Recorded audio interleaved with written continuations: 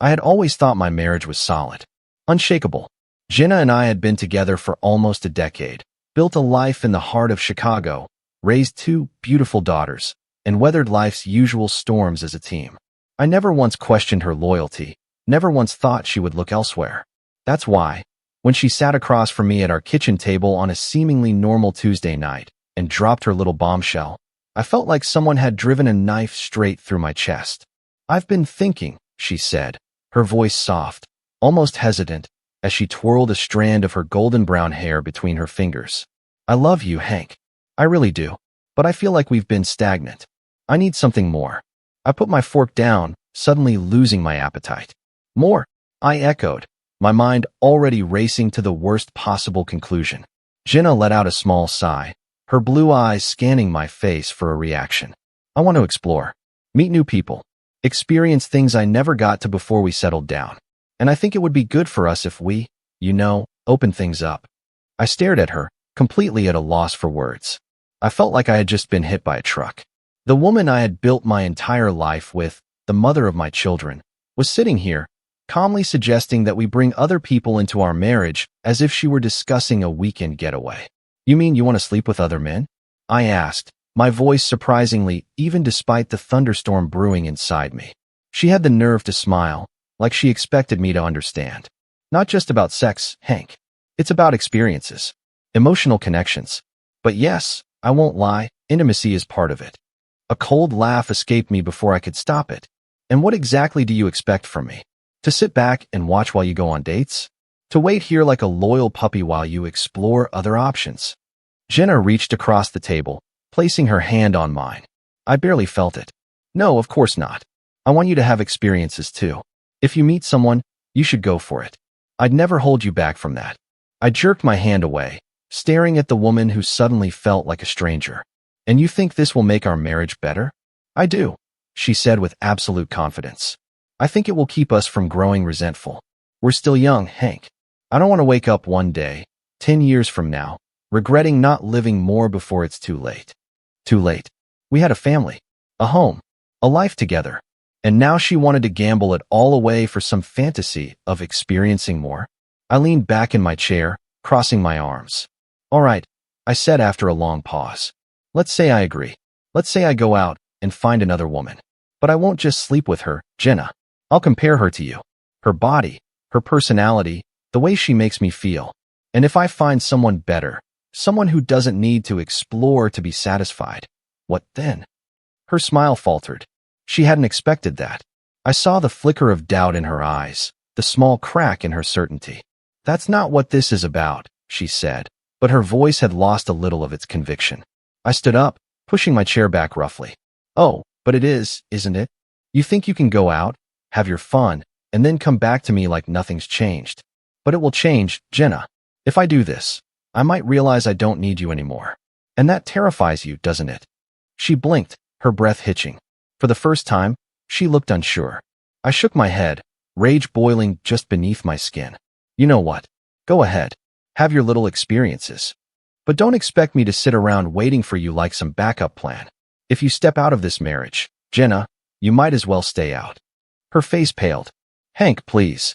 I didn't let her finish. I turned on my heel and walked out, leaving her sitting at the table, finally realizing the weight of what she had just set in motion. And just like that, the war had begun. I spent the rest of the night driving through the streets of Chicago, my hands gripping the wheel so tight my knuckles turned white. The city blurred past in a haze of neon signs and wet pavement, but I barely noticed. My mind was stuck on a loop, replaying Jenna's words over and over, like some twisted mantra. "I need something more. I want to explore. It's not just about sex." Bullshit. It was always about sex. About attention. About the thrill of something new. I ended up at an old bar near the river, the kind of place with dim lighting and a jukebox playing outdated rock ballads. I took a seat at the counter, ordered a whiskey neat, and let the burn settle in my throat. "You look like a man who's got the weight of the world on his shoulders," the bartender, an older guy with graying hair, commented as he wiped down a glass. I let out a dry chuckle. "You could say that. Wife problems." I glanced up, surprised by how easily he hit the mark. "Something like that." He nodded knowingly. "Been married 32 years. You stick around long enough, you start seeing the patterns. Let me guess. She says she still loves you, but she needs to find herself? I scoffed, shaking my head. Something like that. He poured another glass, this time on the house. Advice? Don't give her the satisfaction of waiting around. Women like that think they can have their cake and eat it too. The minute you show you're not an option, you'll see how quickly they start second-guessing themselves. I swirled the amber liquid in my glass, his words hitting me harder than they should have. Maybe because they made too much sense. When I got home, Jenna was still awake, curled up on the couch in the living room, a blanket draped over her legs. The second I walked through the door, she sat up, relief flashing across her face. Hank, where have you been? I was worried. I closed the door behind me, locking eyes with her. Oh, you were worried about me? That's funny. I thought you'd be too busy planning your next experience. She winced. Come on, don't be like that. Can we just talk? I shrugged, walking past her into the kitchen, pouring myself another drink. Sure, let's talk. What do you want to tell me, Jenna? That this is just a phase? That you don't actually mean it? Or are you going to stand here and try to convince me that this is somehow good for our marriage? She hesitated, standing in the doorway, her arms wrapped around herself like she was cold. I thought you'd be more open-minded. I thought maybe we could work through this together. I slammed the glass onto the counter. Work through what, Jenna? You asking me to be okay with you screwing other men? You expecting me to sit at home like some good little husband while you go out and explore? Her jaw tightened. It's not like that, Hank. No, I cut her off, my voice like ice. You just want to have your fun without consequences. You want to go out, see what's out there, but still have me waiting here, loving you, providing for you, like nothing's changed. Well, guess what? Everything has changed. She took a shaky breath. So what are you saying? I turned, leaning against the counter, crossing my arms. I'm saying do whatever the hell you want. If this is what you want, fine. Go. But don't expect me to stay the same man you married. If you get to compare me to other men, I'll be comparing you to other women. And we'll see how you like that. For the first time, real fear flashed in her eyes. Don't do that, Hank. I tilted my head. Why not? Isn't that fair? You want to be with other men? Fine. But if I find someone better, someone who actually respects me and values what we have, don't come crying back. She opened her mouth, but had nothing to say. She just stood there, her breathing uneven, her hands gripping the fabric of her sweater like it was the only thing keeping her together. I walked past her, heading upstairs to our bedroom, shutting the door behind me. I lay in bed, staring at the ceiling, listening to the faint sound of her crying downstairs. And for the first time since this nightmare began, I felt nothing but cold detachment. I was done playing the devoted husband. The next morning, I woke up early, took a shower, dressed in my best suit, and left without saying a word. Jenna was still asleep when I walked out the door, but I didn't care. I had bigger things to focus on. At work, I ignored the usual small talk and went straight into my office, shutting the door behind me. My assistant, Megan, knocked a few minutes later, poking her head in. Hey, everything okay? You seem off. I forced a smile. Just a lot on my mind. She hesitated before stepping inside, placing a coffee on my desk. Well, if you ever need to talk, I'm a great listener.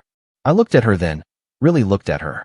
Megan was smart, attractive, and had always been friendly with me. And for the first time in years, I considered the idea of what it would be like to actually take her up on that offer. Maybe Jenna was right. Maybe I did need to experience something new. But not in the way she expected. This wasn't about keeping up with her little game. This was about showing her what it felt like to be replaceable. For the next few days, I played the part of the indifferent husband. I didn't argue with Jenna. I didn't demand explanations. I didn't even bring up our conversation again. I simply let her exist in her own silence, stewing in the mess she had created. And it drove her insane. At first, she seemed relieved, probably thinking I had accepted her ridiculous proposal. But as the hours passed, and I continued acting detached, something shifted. I caught her watching me, trying to read my expression. She hesitated before kissing me goodnight, unsure whether I would reciprocate. She sent texts throughout the day. Hey, thinking about you. Hope work is going well. But I left them unanswered or responded with a simple yeah. She had expected a fight. She had expected rage, passion, jealousy. Instead, I gave her nothing. And nothing was far worse. That Saturday, she went out with her friends. Supposedly, I had no way of knowing whether she was telling the truth or if she had already started her little adventure. But I wasn't about to sit around and let her get away with it. I needed proof. Before she left, I made a show of acting casual.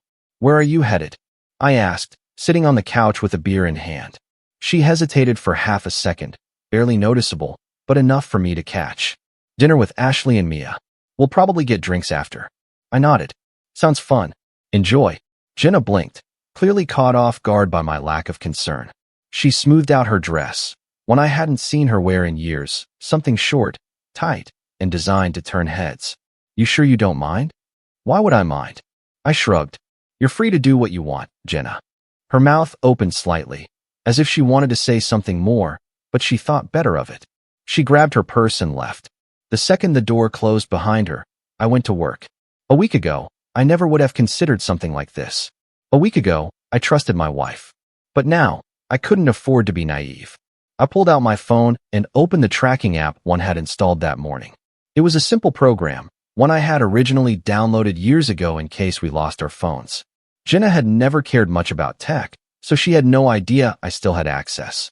Her location popped up within seconds. Not at the restaurant she had mentioned. Instead, she was heading toward a hotel in the city. I stared at the blinking dot on my screen, my jaw tightening. Any lingering doubt I had evaporated. She wasn't even trying to hide it. I grabbed my jacket and my car keys. The drive to the hotel felt surreal. I kept waiting for some kind of explanation. Maybe she was meeting a friend. Maybe she had a reason for being there. But deep down, I knew better. By the time I arrived, I had already planned my next move. I wasn't going to confront her. Not yet. That would give her the chance to deny everything, to twist the narrative, to make excuses. No, I needed evidence. I parked across the street and waited. 15 minutes later, a black sedan pulled up in front of the hotel. Jenna stepped out, smoothing her dress, looking around as if to make sure no one was watching. Then a man emerged from the driver's side. Tom Foster, her boss. The pieces clicked into place so fast it made my head spin. They didn't even pretend to be subtle. Tom placed his hand on the small of her back, guiding her toward the entrance. She laughed at something he said, leaning into him. Like a couple. Like lovers. I took out my phone and started recording. They walked into the hotel lobby, hand in hand. I didn't need to see more. I sat back in my car, breathing deeply, forcing myself to stay calm. The rage inside me was suffocating, but I refused to let it consume me. This wasn't about emotions anymore. This was about strategy. I sent the footage to a secure cloud drive, then made a call. "Mike," I said, keeping my voice steady. Mike was an old college buddy, now a private investigator. I hadn't spoken to him in years, but he owed me a favor. "Hank." "Damn, it's been a while. What's up?" "I need you to do something for me." I gave him the details. The hotel, the time, the name. I told him I needed proof, solid, undeniable proof that would hold up in court. "You sure you want to go through with this?" Mike asked. I've never been more sure of anything in my life. Mike sighed. "All right, I'll get you what you need. But Hank, be careful. This kind of thing, it can mess with a man's head." "I'll handle it." I hung up and stared at the hotel entrance. Jenna had made her choice. Now it was my turn. I didn't go home that night. I couldn't. The thought of stepping into that house, sleeping in the same bed where Jenna had whispered her lies, made my skin crawl. Instead, I found a cheap motel on the outskirts of the city and checked in, tossing my keys onto the nightstand before collapsing onto the bed. The room smelled like stale cigarettes and bad decisions, but it didn't matter. I wasn't there to sleep. I was there to plan. Mike called me a few hours later. "Got the footage," he said, his voice flat. Hotel security cams showed them checking in together. Timestamped. No question about what's going on. I ran a hand over my face, exhaling slowly. "Did you get inside the room?" "Not this time," he admitted. "But I've got people who can." "You want audio? Photos? A full report?" "Yes. Everything." Mike hesitated. "Listen, man. I've been doing this job a long time, and I've seen guys go down some dark roads. You sure you don't just want to confront her? Maybe get a clean break?" A bitter laugh escaped me. "You think she deserves a clean break? She walked into that hotel with her boss like I didn't even exist. If she's going to burn this marriage to the ground, I'm making sure she gets caught in the flames." Mike sighed. "All right, I'll get the full package to you by the end of the week. But Hank, don't do anything stupid." I hung up without answering. I spent the next day going through the motions. Work, meetings, emails. To the outside world, I was the same reliable guy I'd always been. But inside, I was counting down the minutes until I had everything I needed to destroy Jenna's little fantasy world.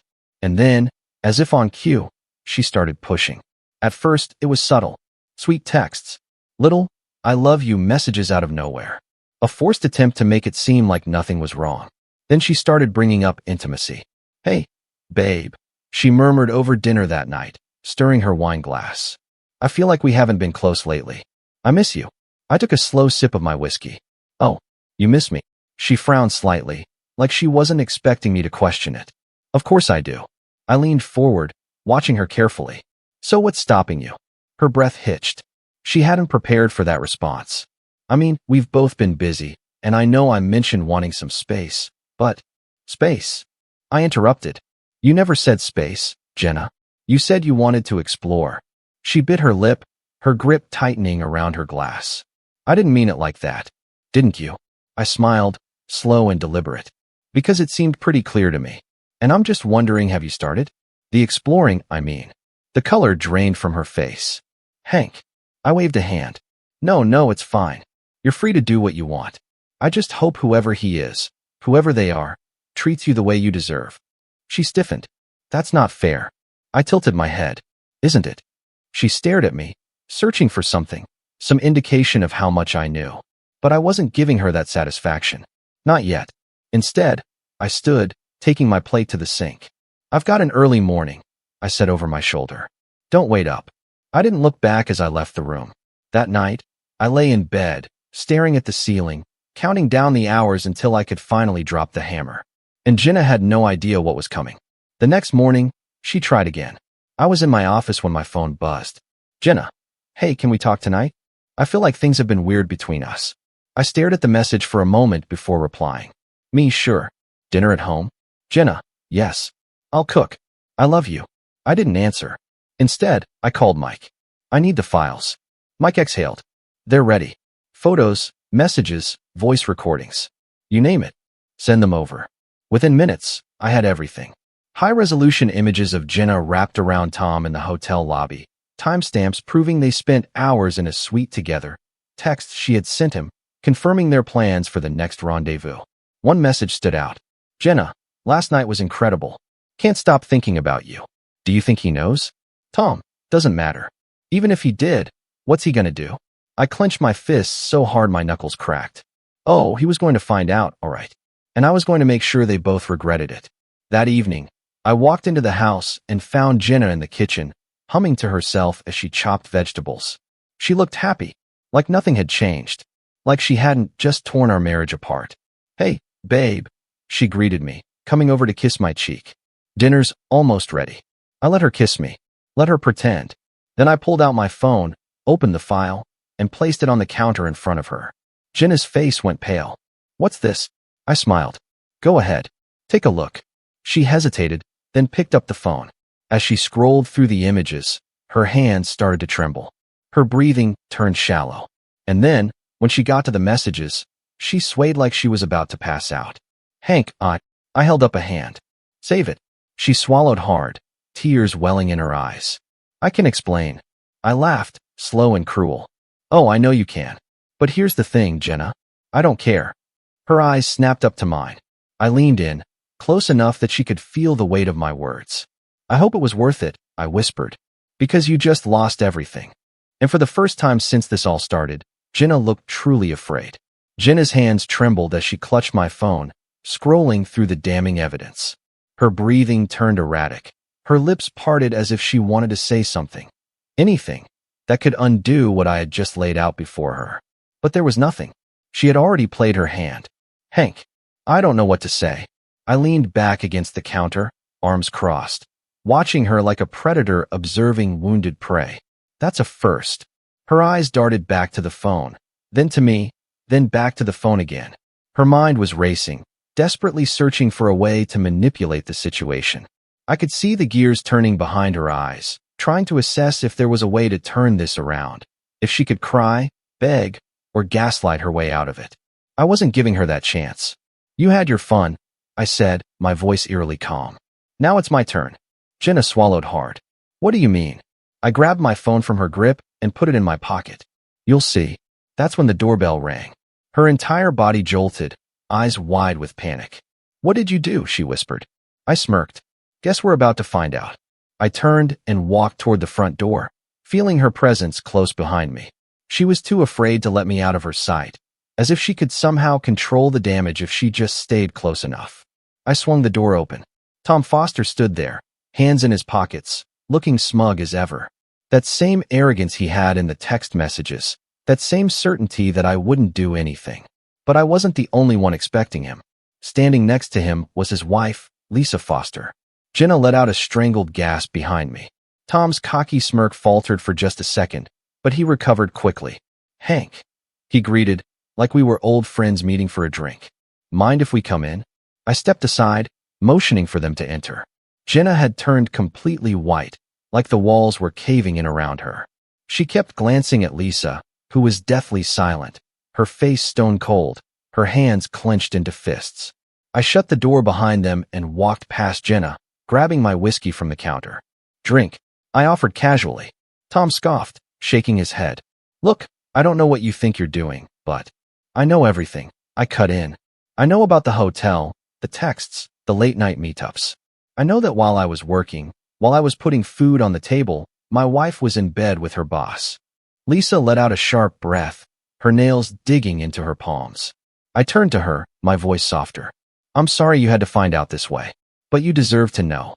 She met my gaze for the first time, her expression unreadable. How long? Months, I said simply. Probably longer. Tom shifted, his confidence wavering. Lisa, don't listen to this. Shut up.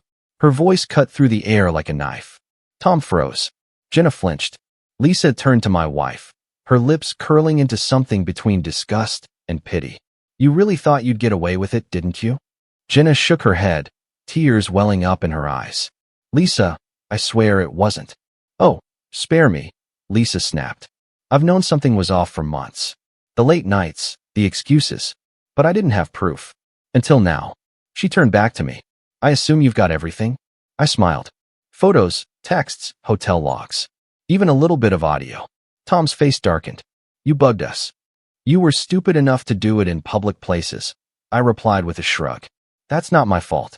Jenna turned to me, desperation in her voice now. Hank, please. We don't have to do this. We can fix this. I still love you. I laughed, cold and sharp. No, you don't. You love that you got caught. Lisa exhaled through her nose, glaring at Tom. You know, I was going to wait. Play the long game. But screw it. She reached into her purse and pulled out a folded document, tossing it at his chest. Tom fumbled to catch it. What's this? Divorce papers. His jaw clenched. Lisa, let's talk about this. There's nothing to talk about. I'll make sure the kids know exactly why their father won't be around much anymore. And I will take you for everything you have. Tom's confidence finally cracked. Lisa, don't. I smirked, raising my glass in a mock toast. Guess we're both single men now, Tom. Jenna grabbed my arm, her grip tight. No, she whispered. You can't. I yanked my arm away. You thought you could explore and still come home to a happy husband? You thought I'd sit around and be your backup plan? I stepped closer, lowering my voice so only she could hear. You're nothing to me now. Tears streamed down her face. I didn't mean to, but you did. I turned away, walking to the door and opening it wide. Time to go. Lisa walked out first, her head held high. Tom lingered for a moment, as if debating whether to fight back, but one look at me and he thought better of it. He followed his soon-to-be ex-wife without another word. Jenna stood there, motionless. Hank. I didn't look at her. Get out. A choked sob escaped her, but she knew. She knew there was nothing left to say. She walked past me, pausing at the threshold, hoping for one last chance. I gave her nothing. And then, she was gone. The house was silent after Jenna left, but the air still felt charged with the remnants of her betrayal. I stood there for a while, staring at the closed door, listening to nothing but my own breathing. I should have felt relieved, victorious. Instead, I just felt cold. I poured myself another drink, walked over to the couch, and sat down. The whiskey burned my throat, but it barely registered. My mind was still playing through the events of the last hour, the look on Jenna's face when she realized she had lost, The way Tom fumbled with his divorce papers. The pure, undiluted rage in Lisa's voice. This wasn't just revenge. This was a reckoning. And it wasn't over yet. Jenna tried calling me the next morning. I let it go to voicemail. Then she texted, "Jenna, please, Hank, just talk to me. Jenna, I swear, I never meant to hurt you. I was lost. I made a mistake. Jenna, don't shut me out. We can fix this. We have a family." I didn't answer. The texts kept coming throughout the day. Some apologetic. Some desperate. Some even angry. "Jenna, you don't get to just throw me away, Hank. I'm your wife." That one made me laugh. The wife card. As if she hadn't already thrown away our marriage herself. By noon, I had blocked her number. But I knew that wouldn't be the end of it. The real fallout started 2 days later. I was in the middle of a meeting at work when my assistant, Megan, poked her head into my office. "Hank," she said hesitantly, "there's a situation." I frowned, setting down my pen. "What kind of situation?" She shifted uncomfortably. "Jenna's here." I let out a slow breath, rubbing my temples. "Of course she is. She's in the lobby. She's, causing a bit of a scene." I stood up, adjusting my tie. "I'll handle it." As I walked toward the lobby, I could already hear her voice. "I just need to talk to him," she was saying, her tone a mixture of desperation and frustration. "I'm his wife. He can't just ignore me like this." I stepped into view, and the second she saw me, her eyes lit up with relief. "Hank, thank God. Please, just give me 5 minutes." I crossed my arms. "Leave." Her face crumpled. "No, not until you listen to me." People were starting to stare. Employees. Clients. The receptionist looked beyond uncomfortable, shifting in her seat. "Fine," I said, my voice low and even. "You want to talk? Let's talk. Outside." She nodded quickly, practically running toward the exit. I followed her out onto the sidewalk, where the wind cut through the winter air. Jenna hugged her arms around herself, her eyes searching mine. "I don't want a divorce, Hank," she said immediately. "I know I messed up. I know I hurt you. But we can fix this." I tilted my head, pretending to consider her words. "Tell me, Jenna," I mused. "When you were in that hotel room with Tom, did you stop to think about how we could fix this?" She flinched. "It wasn't about that. I was in a bad place." "A bad place?" I interrupted, laughing humorlessly. "You were in a hotel suite, drinking champagne, wearing lingerie I never bought you." Tears filled her eyes. "I was stupid. I was selfish. But I still love you." I let those words hang between us. Let her feel the weight of my silence. Then I stepped closer, lowering my voice to a whisper. "Jenna, I don't love you anymore." She inhaled sharply, like I had just stabbed her. "I'll sign the divorce papers today," I continued. "And I suggest you do the same." She shook her head furiously. No, I won't sign them. You can't just throw away everything we built." I arched a brow. "You mean like you did?"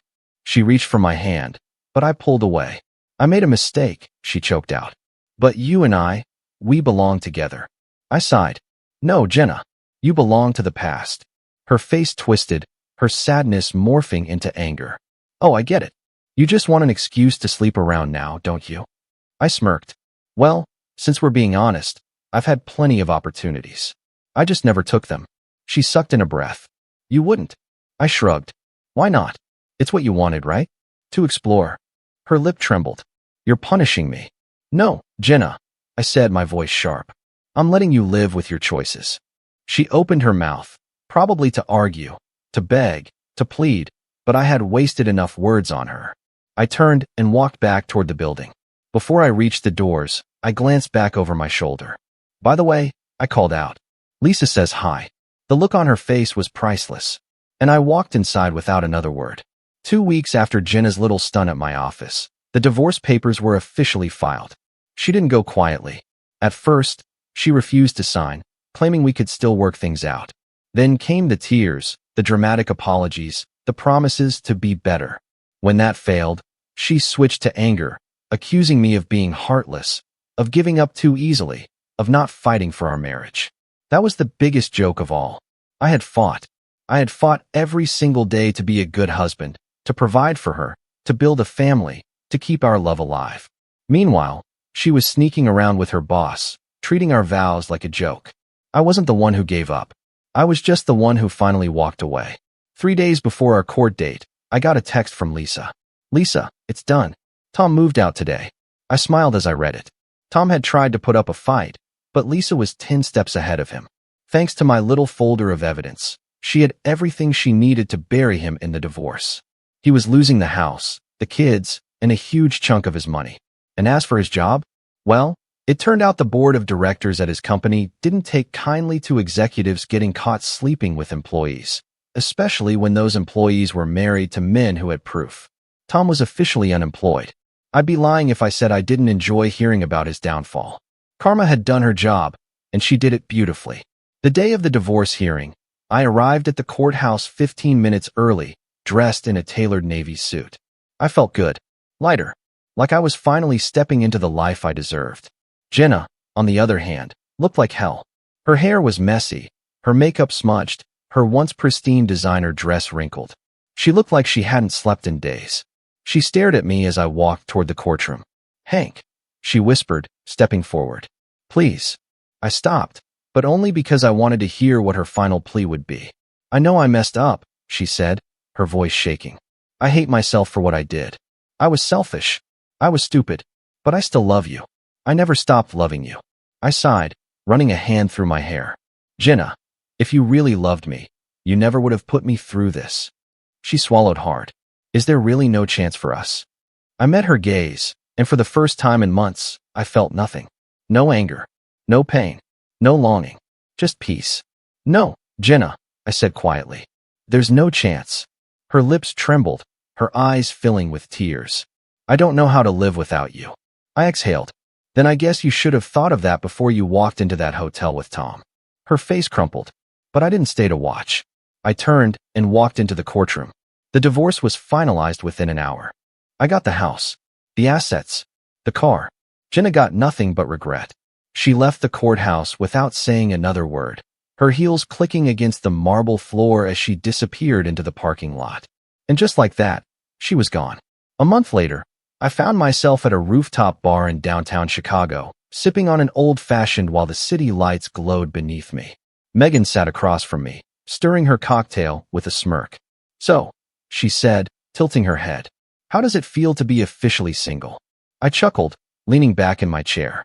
"Honestly, it feels good." She raised an eyebrow. "No bitterness?" "No bitterness," I admitted. "Just relief." She nodded, sipping her drink. "Well, I'd say you deserve a fresh start." I met her gaze, and for the first time in a long time, I felt something stir inside me. Something real. A fresh start. Yeah, that sounded good. I clinked my glass against hers, smiling. To new beginnings. And as I looked out over the city, I knew one thing for sure. Jenna was my past. But my future? That was mine to build.